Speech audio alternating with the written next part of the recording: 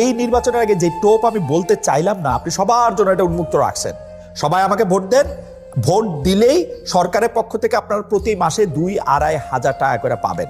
তারা চাইলেই 2,000-2,500 টাকা করে প্রতি মাসে পাবেন, এবং 2,000-2,500 টাকা প্রতি মাসে পেলে সেটা দিয়ে তারা একটা ছোটখাটো সঞ্চয় করতে পারবেন এবং যা করতে পারবেন, যেটা তারেক রহমান সাহেবের কথা শুনলাম।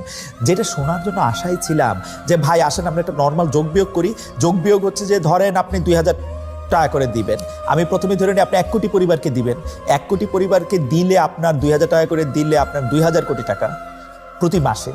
2,000 কোটি টাকা যদি আপনি প্রতি মাসে দেন, আপনি 12 মাসে দিবেন হচ্ছে 24,000 কোটি টাকা।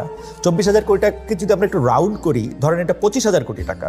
এই 25,000 কোটি টাকার যে বাজেট, সেই বাজেটের সংস্থান কোত্থেকে হবে সেটাও আপনি ভেবে রাখছেন নিশ্চয়ই।